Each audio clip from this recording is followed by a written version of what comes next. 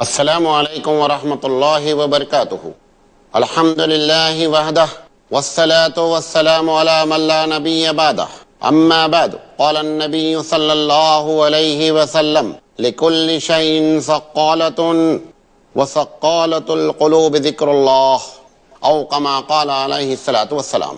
मोहतरम हज़रात व ख़वातीन, इंशाअल्लाह आज हम जो आपसे बात करना चाहते हैं उसका जो टॉपिक है वो टॉपिक है जिक्र की हकीकत। देखें, आप ये उम्मीद नहीं रखें कि मौलाना साहब जिक्र पर कोई बहुत फलसफियाना गुफ्तगू करेंगे। मैं तो एक छोटा सा तालिब इल्म हूँ और बड़ी ही आसान लैंग्वेज में आपसे जिक्र की हकीकत पर बात करूंगा। नबी करीम सल्लल्लाहु अलैहि वसल्लम ने जो हदीस बयान फरमाई उसका तर्जुमा क्या है? आपने फरमाया कि लिकुल्लि शैइन सक़्क़ालतुन, हर चीज को शार्प करने के लिए, हर चीज को रिचार्ज करने के लिए कोई न है रिचार्जर होता है जो चार्ज करता है। आपने फरमाया कि दिल जो है ना ये भी डिस्चार्ज हो जाता है और इसको चार्ज करने के लिए अल्लाह ताला ने जिक्रुल्लाह रखा है कि अल्लाह के जिक्र को जो है किया जाए तो ये जो हमारा दिल है ना ये क्या होता है, चार्ज हो जाता है। तो आज हम आपको ये बताएंगे कि हकीकत में ये जो जिक्र है इस जिक्र को कैसे करना चाहिए और ये जिक्र की हकीकत क्या है। तो सबसे पहले हम आपको बताएं, जैसे कुरान मजीद कहता है कि वले जिक्रुल्लाह अकबर, कि सबसे बड़ा जो अल्लाह का जिक्र है ना वो बहुत बड़ा है, बड़ा ग्रेट है। तो हकीकत क्या है कि आप जितना भी काम करते हैं, रोजा, नमाज, हज, ज़कात या दुनिया के जितनी भी नेकियां करते हैं, अगर उस नेकी के करने में, मिसाल के तौर पर आप नमाज पढ़ रहे हैं, आप जब नमाज पढ़ रहे हैं तो यकीनी बात है कि आप अल्लाह के लिए नमाज पढ़ रहे हैं। अगर दिमाग से ये बात जर्रा भी निकल गई कि हम अल्लाह के लिए नमाज नहीं पढ़ रहे हैं तो गोया कि अब नमाज जो है वो जिक्र नहीं होगा। नमाज जिसके लिए पढ़ी जा रही है अब उसके लिए हो गई। इसीलिए नबी करीम सल्लल्लाहु अलैहि वसल्लम ने फरमाया मन सल्ला युराई फक़द अशरका, कि जिसने नमाज पढ़ी दिखावे के लिए उसने शिर्क किया। अब मिसाल के तौर पर कि मैं आपके घर गया और आप नमाज पढ़ रहे हैं, आपने देखा कि यार मौलाना साहब आ गए हैं, अब बड़ी स्टाइल में आप सजदा कर रहे हैं। सजदा पहले आप 1 सेकंड का कर रहे थे, अब 4-4 सेकंड का कर रहे हैं। तो हकीकत में 1 सेकंड का सजदा तो पहले अल्लाह के लिए हो रहा था, अब 3 सेकंड का सजदा तो मौलाना के लिए होने लगा। तो जैसे ही इबादत में अल्लाह का जिक्र खत्म हो जाए, अल्लाह की याद खत्म हो जाए, अल्लाह के लिए याद और जिक्र के बजाय आप लिए लफ्ज इस्तेमाल करें कि अल्लाह के लिए अगर आप नहीं कर रहे हैं तो भी नतीजा ये निकला कि जो भी आप करें उसमें जिक्रुल्लाह नहीं है। मिसाल के तौर पर एक आदमी ज़कात पे कर रहा है, ज़कात देते वक्त उसके जहन में ये बात आ गई कि यार जिसको दे रहे हैं वो जाने कि मैं बड़ा पैसे वाला हूं, बड़ी ज़कात निकालता हूं। अब आप चाहे करोड़ों दिरहम और करोड़ों डॉलर और करोड़ों रुपए निकाल दें तो ये आपने अल्लाह के लिए निकाला ही नहीं है। तो मैं ये कहना चाह रहा हूं कि जितनी इबादतें हैं, पहली हकीकत, जितनी इबादतें हैं, हर इबादत अगर अल्लाह के लिए की जाती है तो वो हकीकत में जिक्रुल्लाह है। और अगर मिसाल तौर पर हज करने लोग जाते हैं, अगर हज करने जाते हुए जर्रा बराबर नियत में ये बात आ गई कि लोग मुझे हाजी कहेंगे, साहब हाजी साहब आ गए, अगर आपके जहन में ये बात आई, यानी समंदर में गोया कि आप पैसा फेंक रहे, कोई जर्रा बराबर का फायदा नहीं है। इसलिए अल्लाह ताला कहता है कि मुखलिसन लहुद्दीन, कि एकदम आप खालिस होकर के उसके लिए काम करें, क्योंकि अल्लाह ताला को मिलावट नहीं पसंद। मिलावट आपको नहीं पसंद है, जब आपको नहीं पसंद है तो रब को कैसे? अभी आप घी लेने जाएं, कितनी तहकीक करते हैं कि यार प्योर होना चाहिए। परवरदिगार आलम भी कहता है कि मेरे लिए जो काम करो ना वो एकदम प्योर होना चाहिए, उसमें जर्रा बराबर की मिलावट जो है हमको दरकार नहीं है, बर्दाश्त नहीं है। लिहाजा तो पहले जिक्र की हकीकत यह है कि आप जितनी इबादत करते हैं उस इबादत में जब अल्लाह के लिए की जाती है तो वो जिक्रुल्लाह है। और अगर इबादत में दूसरा बंदा शरीक हो गया तो नबी करीम सल्लल्लाहु अलैहि वसल्लम ने फरमाया कि मन सल्ला युराई फक़द अशरका, मन सामा युराई फक़द अशरका, कि जिसने रोजा दूसरे के लिए रखा उसने भी शिर्क किया, क्योंकि परवरदिगार आलम को मिलावट पसंद नहीं है। तो एक बात तो आपके सामने ये रखना चाहता था। दूसरी चीज जो मैं आपके सामने कहना चाहता हूं कि जिक्र बंदा 2 तरीके से करता है, एक तो जबान से करता है और एक दिल से करता है। हम दोनों की इंशाल्लाह तशरीह करेंगे। पहले हम आते हैं जबान से जिक्र की बात। دیکھیں جو ذکر اللہ ہے، زبان سے بندہ سبحان اللہ پڑھتا ہے، الحمدللہ پڑھتا ہے، ان تمام ذکروں میں سب سے بہترین ذکر تلاوت قرآن کریم ہے۔ نحنو نزلنا الذکر، اس نے کہا ہے، اس کو ذکر کہا کہ ہم نے اس ذکر کو یاد نازل فرمایا، نحنو نزلنا الذکر وإنا لہ لحافظون۔ تو سب سے افضل ذکر، سب سے بڑا ذکر جو ہے وہ کتاب اللہ ہے۔ آج ہمارے ساتھ معاملہ کیا ہے کہ ہماری عورتیں، ہمارے مرد جو پڑھتے ہیں، جو نہیں پڑھتے قرآن وہ تو ایک الگ رونا ہے، جو پڑھتے ہیں ان کے ساتھ کا رونا بتا رہا ہوں، پنسورا رکھ رکھا ہے۔ اب آج دیکھا مارکیٹ میں تو 16 سورہ بھی ہے، اور ایک دیکھا تو 21 سورہ بھی ہے۔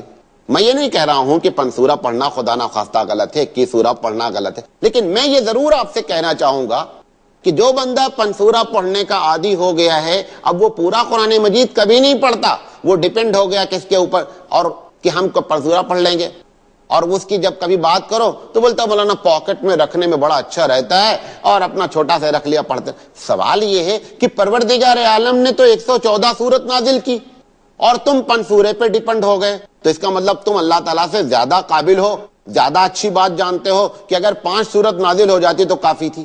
تو یہ جو حقیقت میں اس کے پیچھے بڑی پلاننگ ہے، یہ جان بوجھ کر کے سسٹم جو ہے چالو کیا گیا مسلمانوں کے درمیان میں کہ مسلمان کسی طرح قرآن سے دور ہو جائیں، تو یہ پنسورہ 21 سورہ اور 16 سورہ کا چکر چلایا گیا ہے۔ لیکن اس میں سورت ہے، قرآن ہے، وہ اپنی جگہ محترم، لیکن آپ اس چال کو سمجھنے کی کوشش کریں، اور وہ عورتیں اور مرد جو پنسورہ پڑھنے کے عادی ہو چکے ہیں وہ محسوس کریں گے میری بات کو کہ یار جب سے پنسورہ پڑھنا شروع کیا پورا قرآن مجید کبھی پڑھ ہی نہیں پاتا ہوں۔ لہذا میں یہ کہنا چاہوں گا کہ سب سے افضل ذکر جو ہوتا ہے وہ تلاوت قرآن ہوتا ہے۔ اس کے بعد نبی کریم صلی اللہ علیہ وسلم نے فرمایا کہ افضل الذکر لا الہ الا اللہ، کہ اس کے بعد جو سب سے بڑا ذکر ہے وہ لا الہ الا اللہ محمد رسول اللہ ہے۔ اچھا، ہم آخر میں بات کہیں گے کہ ذکر جو ہے، ذکر باللسان یعنی زبان سے ذکر کرنا اور دل سے ذکر کرنا، دل سے یاد کرنا اللہ کو، یہ دونوں اگر آپس میں ٹیلی نہیں کریں گے تو نتیجہ کیا نکلے گا، یہ آخر میں ہم تجزیہ کریں گے۔ تو یہ دونوں ذکر، اس کے علاوہ پھر حدیث میں جتنی دعائیں آتی ہیں، کھانا کھانے کے بعد کی، کھانا سے پہلے کی، مسجد میں داخل ہونے کی، بہرحال جتنی دعائیں، مسنون دعا اس کو کہتے ہیں کہ جو اللہ کے رسول نے کیا ہے وہ مسنون دعا ہے۔ آپ اپنی طرف سے کوئی بھی دعا ایجاد کر لیں تو اس کا وہ ثواب ہو ہی نہیں سکتا۔ جو اللہ کے رسول کے منہ سے نکلی ہوئی دعائیں ہیں اس میں جو لطف ہے، اس میں جو ثواب ہے، کسی دعا میں نہیں ہو سکتا ہے۔ تو ایک تو ذکر ہوتا ہے زبان سے، جس کو آپ انگلش میں کہتے ہیں اورل، زبانی ذکر۔ بہرحال زبانی ذکر کی اپنی بڑی اہمیت ہے۔ اب آتے ہیں ہم ذکر بالقلب کی۔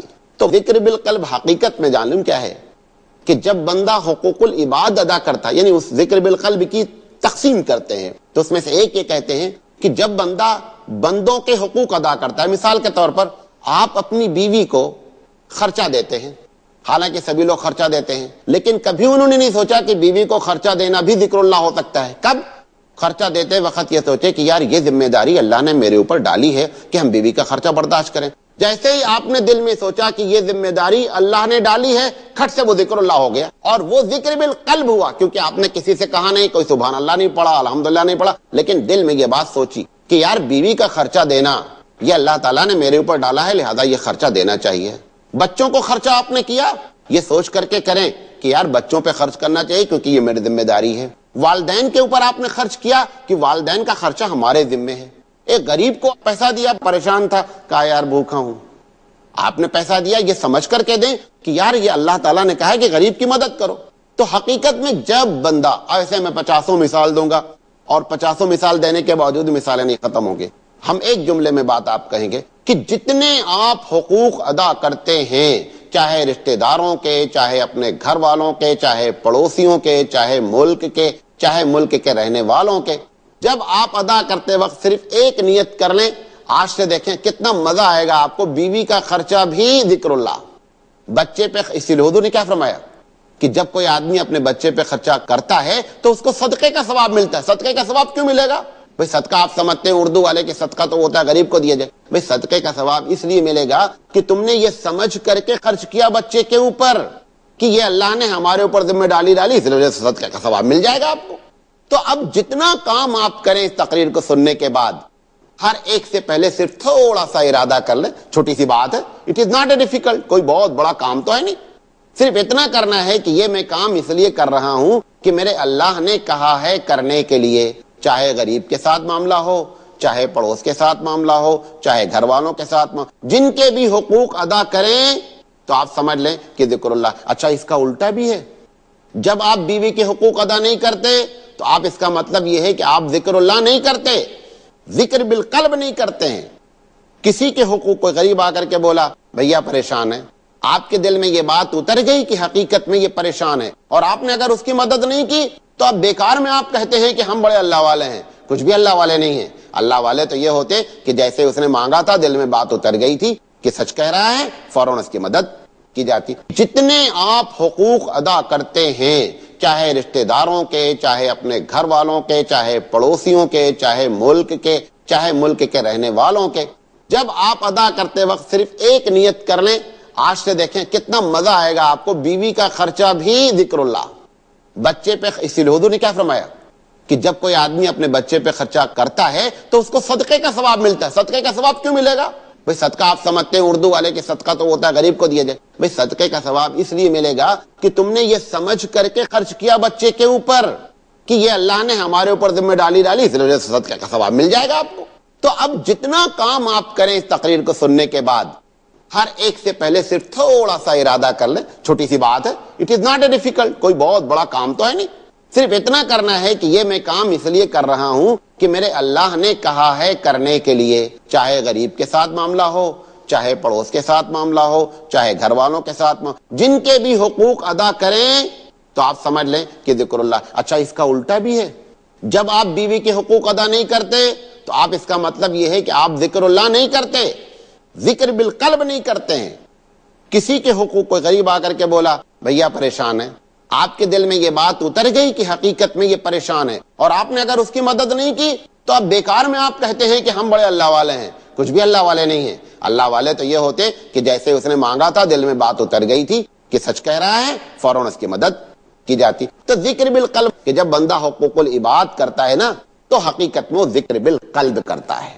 یہ ایک حقیقت میں بیان کرنا چاہ رہا تھا۔ حالانکہ ہو سکتا ہے کہ آپ نے کبھی اس ناحیے سے اس ذکر کے بارے میں نہیں سوچا ہو، لہذا اپنی زندگی کو چینج کریں، اور اس طریقے سے جب آپ کریں گے آپ دیکھیں یہ وہ چیزیں ہوتی ہیں نا کہ جو آپ کو اندر سے چینج کرتی ہیں۔ آپ خود بخود جو ہے نا وہ اللہ کا خوف آپ کے دل میں آنے لگتا ہے، آپ جو ہے محسوس کریں گے کہ میں اندر سے کیا ہو رہا ہوں، تھوڑا بدل رہا ہوں۔ حالانکہ یہ سب کام ڈیلی ہم کرتے ہیں، یعنی اپنے گھر والوں کو دیکھتے ہیں، بچوں کو دیکھتے ہیں، بیوی کو دیکھتے ہیں، والدین کو پیسہ دیتے ہیں، یہ ساری چیزیں کرتے ہیں، لیکن ہم نے کبھی سوچا نہیں ہے۔ اگر آپ اس طرح سے سوچنا شروع کریں گے تو انشاءاللہ آپ دیکھیں گے کہ آپ کو اندر سے محسوس ہوگا کہ حقیقت میں اللہ کا نام لے کر کے جب کام کیا گیا نا تو پروردگار عالم کے نام لینے کی وجہ سے دل کی کیفیت کیا ہوئی ہے، تبدیل ہوئی ہے۔ یہ ایک حقیقت ذکر ہے۔ اچھا دوسرا ایک حقیقت ذکر، ڈاکٹر عبدالحی رحمۃ اللہ علیہ، بڑے قابل آدمی، بڑے معتبر آدمی، انہوں نے کہا کہ نہیں صاحب اس سے بھی ایک اور طریقہ بھی ذکر ہے جو قلب کے ذریعے کیا جا سکتا ہے۔ ان کا کہنا یہ ہے کہ جب بھی کوئی کام کرے نا تو اس میں خیر کو طلب کریں اور اس کی برائی سے بچیں۔ مثال کے طور پر میں یہاں تقریر کر رہا ہوں، میں تقریر کرنے سے پہلے میں یہ ارادہ کروں کہ اللہ ایسی بات کہلانا نا کہ جو لوگوں کے دل میں اتر جائے۔ اللہ اگر کوئی بات خدا نہ خواستہ ایسی ہو جائے کہ جو غلط ہو رہی نا تو اے پروردگار عالم اس کو معاف کر دے۔ اب ہم نے یقینی بات ہے کہ رب کو یاد کیا نا، کسی سے کہا نہیں، کسی سے دعا نہیں مانگی، اللہ سے دعا بھی نہیں مانگی، صرف دل میں یہ ارادہ کر لیا کہ پروردگار عالم اچھی باتیں کہلوا دے کہ لوگوں کے دل میں اپیل کر جائیں۔ اللہ بری باتیں اگر کوئی زبان پر آ بھی جائے نا تو لوگوں کے دل پر اس کے اثرات مرتب نہیں ہو، یہ کہہ کر کے ہم بیٹھیں تو یہ ہمارا ذکر اللہ بھی ہے، تقریر بھی ہے۔ ایک آدمی جو ہے وہ ڈاکٹر کے پاس جا رہا، اپنے بچے کو لے کر ڈاکٹر کے پاس جاتے ہیں۔ اب آپ جانے سے پہلے یہ نیت کر لیں کہ اللہ ہم جس ڈاکٹر کے پاس جا رہے ہیں اے پروردگار عالم اس کے دل میں یہ بات ڈال دے کہ ہمارے بچے کو یا ہم کو کیا مرض ہے، صحیح مرض کی تشخیص اس کو عطا کر دے۔ آپ نے جب یہ سوچ کر کے آپ وہاں پہنچے نا تو حقیقت میں آپ ذکر اللہ کیا، یہ آپ نے اللہ کو آپ نے یاد کیا کہ اللہ ڈاکٹر کے دل میں یہ بات ڈال کہ میرے اندر مرض کیا ہے۔ اچھا ڈاکٹر نبض پکڑنے سے پہلے یہ جیسے مریض کو دیکھے وہ نیت یہ کرے کہ اللہ یہ بندہ میرے پاس آیا ہے، میرے دل میں صحیح بات ڈال کہ اس کو مرض کیا ہے، کہیں ایسا نہ ہو کہ میں ایسی دوا لکھ دوں جو اس کو نقصان کر جائے، کہیں ایسا نہ ہو میں ایسی دوا لکھ دوں جو اس کو فائدہ نہ کرے۔ تو اگر ڈاکٹر یہ نیت کر کے نہ پکڑے، بندہ جانے والا یہ نیت کر کے جائے، تو اب حقیقت میں کیا ہے کہ دونوں ذکر اللہ کر رہے ہیں۔ اب آپ اس پہ سینکڑوں ہزاروں مثالیں آپ مرتب کر سکتے ہیں کہ جتنی مثال چاہیں آپ اس میں دینا، کہ جس کام کو آپ بچے کو ایڈمیشن کرانے جا رہے ہیں اسکول میں، اسکول بڑا ہائی فائی ہے، فیس بھی خوب لے رہا ہے، آپ جا رہے ہیں ایڈمیشن کرانے، آپ نکلنے سے پہلے یہ دعا کریں کہ اللہ میں اسکول میں جا رہا ہوں، اگر اسکول میں جو خوبیاں ہیں نا پروردگار عالم وہ تو ہمارے بچے کے اندر آ جائیں، اور اگر اس میں کوئی شر کی بات ہے اس اسکول کے ذریعے، اے اللہ میرے بچے کو اس سے بچا لینا۔ پرنسپل جو ایڈمیشن لے رہا ہے وہ یہ کہے کہ اللہ یہ بچہ نیا میرے پاس آ رہا ہے، اور اگر اس بچے کی وجہ سے اسکول کو کوئی نقصان پہنچنا ہے تو اللہ اس سے ہماری حفاظت کرنا، اور اللہ اگر اس بچے کے ذریعے اسکول کا نام ہونا ہے تو پروردگار عالم اس کے ذریعے ہمارا نام کر دے۔ تو اس طریقے سے یہ ایک سرکل ہے، ہزاروں مثالیں آپ دے سکتے ہیں۔ ہر کام کرنے سے پہلے اپنے دل کو رب کی طرف جھکائیں، اور یقینی بات ہے اسی لیے نبی کے نے کیا فرمایا ہے کہ انما الاعمال بالنیات، کہ اجی اللہ کے نزدیک تو عمل کا جو دار و مدار ہے وہ ڈیپینڈ کرتا ہے کہ آپ کی نیت کیا ہے۔ لیکن بندے بہت سے ہزاروں کروڑوں بندے ایسے ہیں کہ جو بڑی نیکیاں کرتے رہتے ہیں لیکن کبھی بھی اللہ کو یاد کر کے نیکیاں نہیں کرتے ہیں۔ میں اس تقریر کے ذریعے میسج پاس کرنا چاہتا ہوں کہ آپ چاہیں تو گھر بیٹھے بغیر کسی مصلی بچھائے ہوئے، بغیر ہاتھ میں تسبیح لیے ہوئے حقیقت ذکر کی کر سکتے ہیں، جو حقیقت میں دل کا ذکر ہے اس ذکر کو آپ پا سکتے ہیں۔ تو انشاءاللہ ہم اس بات کی کوشش کریں گے کہ اب جب بھی ہم کوئی کام کریں گے تو اس کو سوچیں گے، حقوق العباد ادا کریں گے اللہ کو سوچیں گے۔ تو یہ ذکر کی حقیقت ہے۔ ہم نے جو آپ سے کہا تھا کہ میں آخری میں جو بات کہوں گا، یہ جو بات کہنے جا رہا ہوں نا یہ بڑی سینسیٹیو بات ہے، اور آپ اگر اس کو نہیں سمجھیں گے تو تقریر کا جو اصل مزہ ہے نا وہ ختم ہو جائے گا۔ وہ کیا ہے کہ زبان سے جو آپ ذکر کر رہے ہیں، مثال کے طور پر لا الہ الا اللہ محمد رسول اللہ، لا الہ الا اللہ محمد رسول اللہ، آپ صبح اٹھ کر کے 100 مرتبہ کہتے ہیں، تسبیح بھانج رہے ہیں، آپ جو زبان سے کہہ رہے ہیں نا، آپ کا ایکشن اور زبان دونوں حقیقت میں سملر ہونا چاہیے، دونوں ٹیلی کرنی چاہیے، اور اگر ٹیلی نہیں کرے گی تو پھر ایسا ہے نا کہ اس سے کوئی فائدہ نہیں ہے۔ اب ہم اس کی مثال دیتے ہیں تاکہ آپ کو بات سمجھ میں آ جائے۔ مثال کے طور پر حدیث میں آتا ہے کہ جب بندہ ایک مرتبہ سبحان اللہ کہتا ہے نا، زمین آسمان کے برابر نیکی لکھ دی جاتی ہے۔ اب بندہ بہت خوش ہوتا ہے، یار چلو 100 مرتبہ اگر سبحان اللہ بول دیا نا تو ہم نے تو پورا فل کر دیا، ہاؤس فل ہو گیا، زمین آسمان کے برابر نیکی ہی نیکی دنا دن ہو گئی۔ حقیقت کیا ہے؟ حدیث ایک دم صحیح ہے، نیکی ملتی بھی ہے، لیکن یہ نیکی ملتی کس کی ہو یہ سمجھ لیں۔ مثال کے طور پر ایک آدمی جب کہتا ہے سبحان اللہ، مطلب کیا ہے؟ 50% سے زیادہ لوگ جانتے نہیں ہم کیوں کہہ رہے سبحان اللہ، تو آپ زبان سے رٹا لگائے رہیے، جیسے طوطا بولتا رہتا نا، بعض لوگ مینا کو طوطا کو سکھا دیتے ہیں، وہ بولتا رہتا ہے، اسے کیا معلوم ہم کیا بول رہے ہیں، اس کا کیا مطلب ہے۔ ایسے ہی یہ بندہ رٹ لگائے ہوئے، تو کچھ لوگ تو جانتے نہیں۔ بہرحال اس کا معنی سمجھنے کی کوشش کریں کہ اس کا معنی کیا ہے۔ چھوٹا سا معنی ہے کہ اے اللہ تیری ذات پاک ہے۔ سبحان اللہ کا مطلب کیا؟ اے اللہ تیری ذات پاک ہے۔ پاک سے مطلب کیا ہے کہ اللہ تیرے جو ڈیسیزن ہیں، تیرے جو فیصلے ہیں، تیری جو کارکردگیاں ہیں، تیری جو مخلوق کے ساتھ جو معاملات ہیں، سب میں جو کچھ تو کر رہا ہے نا اس میں کوئی غلطی نہیں ہے، دیر از نو ایرر۔ آپ کے فیصلے بھی پاک، آپ کی باتیں بھی پاک، سب کچھ غلطی سے پاک۔ تو یہی بات میں کہنا چاہ رہا تھا کہ آپ جو تسبیح پڑھیں، جو زبان سے ذکر کریں، اس زبان کے ذکر کے بعد آپ کا عمل کبھی بھی اس کے خلاف نہیں ہونا چاہیے۔ مثال کے طور پر آپ کہتے ہیں، ہم نے حدیث بیان کی کہ افضل الذکر لا الہ الا اللہ، کہ سب سے بہترین ذکر لا الہ الا اللہ محمد رسول اللہ ہے۔ آپ کہتے ہیں اللہ تیرے علاوہ کوئی معبود نہیں ہے، تیرے علاوہ کوئی معبود نہیں۔ اب وہ جو بندے کی میں نے مثال ذکر کی کہ جا کر کے بندہ جو ہے پیڑ پہ سجدہ کر رہا ہے اور لا الہ الا اللہ محمد رسول اللہ بھی پڑھ رہا ہے، تو اب یقینی بات ہے کہ اس کا عمل اور اس کی جو ایکشن اور اس کی زبان دونوں آپس میں کیا ہو رہی ہیں؟ مخالف ہو رہی ہیں، تو اس کے لا الہ الا اللہ پڑھنے کا کوئی فائدہ نہیں۔ ابو سفیان کا واقعہ ہے، جب وہ مسلمان نہیں ہوئے تھے تو نبی کے صلی اللہ علیہ وسلم بار بار یہ جملہ کہتے تھے کہ قولوا لا الہ الا اللہ تفلحوا، کہ لوگوں لا الہ الا اللہ کہو فلاح پا جاؤ گے، لا الہ الا اللہ کہو تمہیں کامیابی مل جائے گی، دنیا میں بھی اور اوپر بھی، دونوں جگہ آپ کامیاب ہو جائیں گے۔ تو ایک دن کچھ ان کے دوستوں نے کہا ہے ابو سفیان اگر معاملہ صرف اتنا ہی ہے کہ لا الہ الا اللہ کہنے سے یہاں بھی اور وہاں بھی جو ہے وہ اپنی گاڑی کامیاب ہو جائے گی اور ہم کامیاب ہو جائیں گے، تو اس میں کیا ہے کہ آپ ایک مرتبہ لا الہ الا اللہ کہہ دیجئے۔ معلوم ابو سفیان نے کیا جواب دیا؟ ابو سفیان نے کہا بیوقوفو، یہ لا الہ الا اللہ زبان سے کہنے کا مطلب سمجھو کہ اس کے بعد ایکشن کیسا کرنا ہے، عمل کیسا کرنا ہے۔ تم سمجھتے ہو زبان سے لا الہ الا اللہ کہنے پر دنیا اور جنت دونوں مل جائے گی، آخرت بھی بن جائے گی، یہاں بھی تو میں 50 مرتبہ لا الہ الا اللہ کہنے کے لیے تیار ہوں۔ لیکن یہ جو محمد صلی اللہ علیہ وسلم کہلانا چاہ رہے ہیں، یہ لا الہ الا اللہ کا مطلب کیا ہے؟ یہ مطلب یہ ہے کہ آج سے جیسے لا الہ الا اللہ ہم کہہ دیں، ہم اپنے ہمارا مزاج کچھ نہیں، ہمارا نفس کچھ نہیں، ہماری تہذیب کچھ نہیں، ہماری عادت کچھ نہیں، سب کچھ اللہ کے حکم کے مطابق ہم کو کرنا ہے۔ آپ کو معلوم ہے کہ ہم پیتے بھی ہیں کبھی کبھی، آپ کو معلوم ہے کہ ہم لوگ کبھی لوٹ مار بھی کر لیتے ہیں، آپ کو معلوم ہے کہ ہمارے اندر جو ہے وہ جاہلیت کی عصبیت بھی ہے، یہ ساری چیزیں ہماری، ان سب کو چھوڑنا پڑے گا جب لا الہ الا اللہ کہو گے۔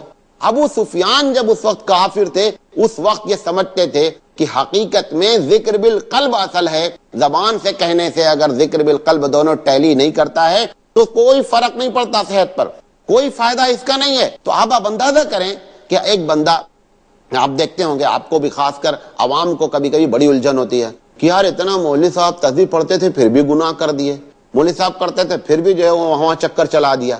یہ سب کے چکر کیا ہے؟ یہ چکر یہ ہے کہ وہ زبان سے ذکر کر رہے تھے، اگر دل اور زبان دونوں ان کی ایک ہوتی، دونوں سملر ہوتی تو کبھی ایسا نہیں ہو سکتا تھا۔ تو اس بات کو جاننے کی کوشش کریں اور سمجھنے کی کوشش کریں کہ ذکر بالقلب اور باللسان، یعنی زبان سے ذکر اور دل سے ذکر اگر دونوں ایک ساتھ مل گئے تب تو آپ ایک مرتبہ سبحان اللہ کہیں گے تو قسم خدا کی میں کہتا ہوں کہ آپ کو زمین آسمان کے برابر نیکی لکھی جائے گی۔